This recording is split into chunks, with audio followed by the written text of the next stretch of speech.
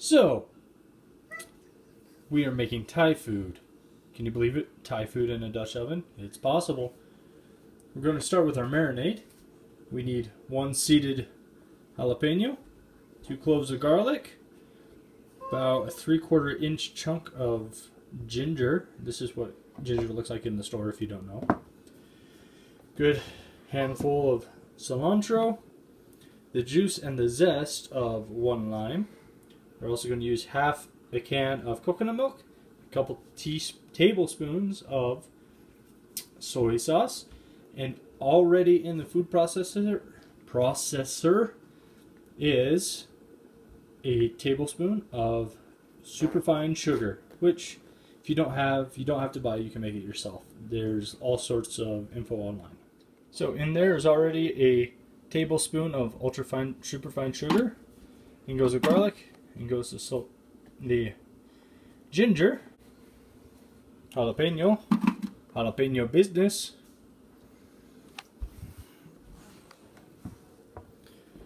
Cilantro.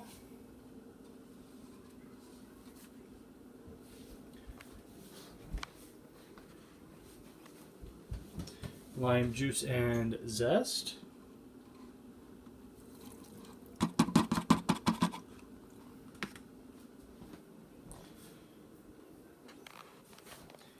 Half a can of coconut milk. Hello. Hello. Hello. Hello. Hello. And my daughter says hello. Say hello. Hello. Soy sauce. Alright, that's going to make our marinade, so let's get the lid on.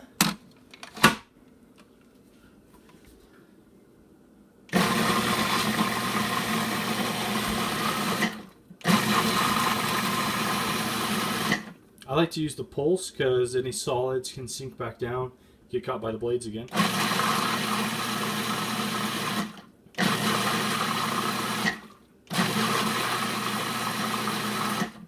Now, this recipe calls for skin on whole chicken breast. I don't have any, so we're going with whole chicken legs, both drum and thigh portions.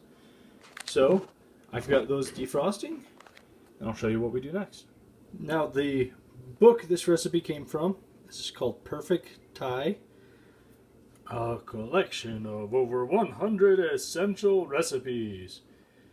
There's no author listed. I'm not getting paid to use this. It's just a cookbook that we found and we're going to give this a shot. Again, the recipe is the spiced cilantro chicken. Looks like it's supposed to be good. So again, we're experimenting. Thai food in a Dutch oven. Let's see how it works. Marinade is made. Chicken is thawed. So we're just going to go ahead, pour some on the bottom so it can be exposed to that.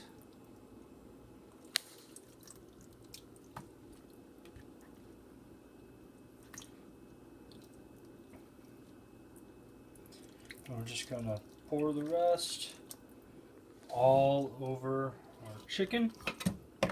Wow. And not drop the blade in, hopefully. So we're going to let this marinate for at least an hour. But considering right now it's around 2:30ish, we're probably going to let it go to maybe 3 hours. Alright guys, so it's been about 3 hours. I've also got charcoal going for both the grill, which I got to clean off, and look over here. I've got some oil preheating in my Dutch oven. What we're going to do is we're going to do a kind of a quick saute of some veggies, and then we're actually going to add the marinade from the chicken into this pan, hopefully bring it to a boil and let it reduce. Meanwhile, over here at the grill, give this a brush down.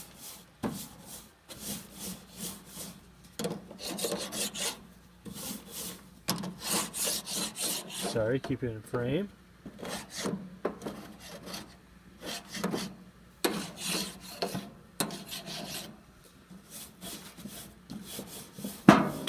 Alright, get the grill nice and clean. We're going to go ahead, bring our chicken right on over. There it is, it looks wonderful. Like I said, I am excited and nervous about this. I've never cooked Thai food before in my life. And this is supposed to be an oven recipe, so we're going to experiment here. The great thing about the grill is we can bring our meat here. It's a big one. We can go ahead, give it kind of a sear on the outside. And then, once everything is nice and seared and wonderful, we can actually move it from this side to this side, close the lid, and we can let it cook low and slow while we work on the sauce. And moving to the low and slow side gives us a lot more forgiveness. And that, you know what? I'm ready to roll. I'm crazy. Let's do this. For these big pieces, we want skin side up. Okay. Now let's move this out of the way for a minute. We're going to go ahead and close this while everything comes up to temp while we saute. Now over here, starting to look good. Got a bell pepper, half an onion, and along with it, a couple carrots. Got those on the vise just because it looks nice and fancy. Alright, so we're going to saute these. Probably going to flip the meat once, and then we'll add the sauce back to this pan. Stay tuned. So you see I got a flare up over here. That's okay. I've already moved one piece off to the side. It's looking pretty good. We'll let it just go low and slow, finish cooking internally.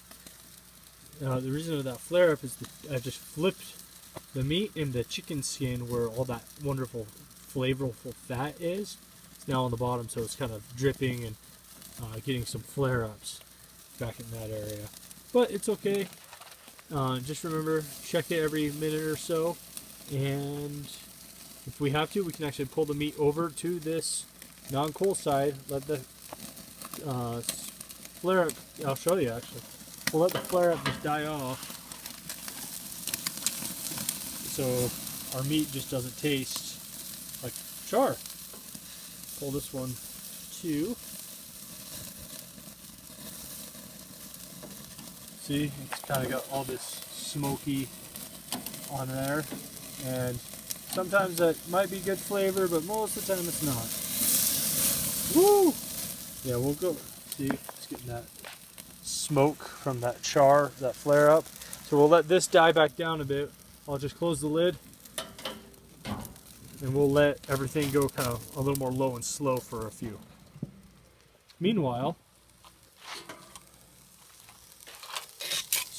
vegetables are starting, like the onions are starting to brown up, which is what I want. I want to build a layer of flavor in here before we add the sauce. I don't care about getting it completely cooked all the way through. I just want to build that layer of flavor before we throw that in. And now we're just going to let this simmer for a while, thicken up. Alright, so I've taken that last drumstick off.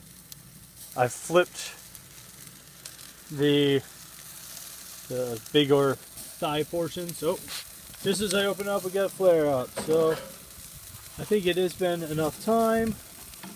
Going to go ahead, flip it back skin side on top. We're going to let this sit over here on the low side. And we'll just go ahead and bring this other one too. And the reason this will actually kind of act like an oven is, see, I've got my air intake here. It's coming over the coals, heating them up, giving them the air component of fuel they need.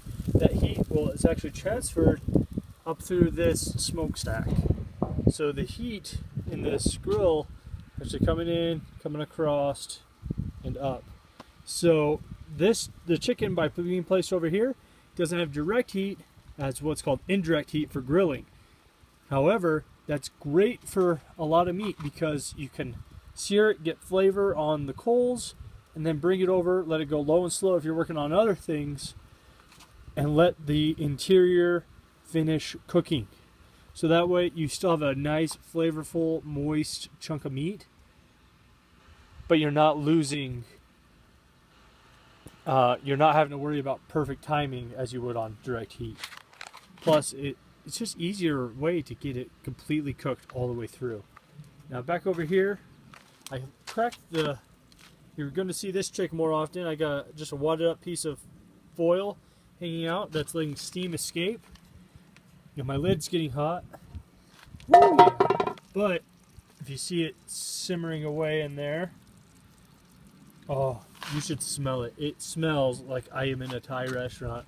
You would not think I'm on my back porch next to my garbage can, which somebody pointed out to me I should move. So I'm probably going to move that to the opposite end of the porch. Anyway, you're going to let this keep simmering. Let the meat finish cooking. Fire. And while this is all going on, I do have some brown rice going on my stove inside. Alright guys, so back at the grill, I think our chicken is done. We're going to put it back into our sauce to kind of invigorate all these flavors. Bring the flavor of the marinade back to the chicken, flavor the chicken into the whole dish. Sorry if I'm making anybody dizzy. So we're just gonna bring that and we're gonna let those simmer together for just a few minutes. And I'm losing my heat, so I might as well just do it now. I'm going to get this, get in frame. Gonna bring it over here to the stove, and we're gonna fire that up. Let it all simmer together. All right, and as everything else is just simmering in, gonna add our garnish, which is just a little fresh cilantro. Just gonna let that kind of cook into the final meal. Just kind of get those cucumbers just slightly warmed through, and we'll take it off the heat. So, some lessons learned from my first Thai cooking experiment in a Dutch oven. The sauce was supposed to kind of thicken. It didn't. That's okay. It still smells wonderful. I'll let you know how this turns out after we eat.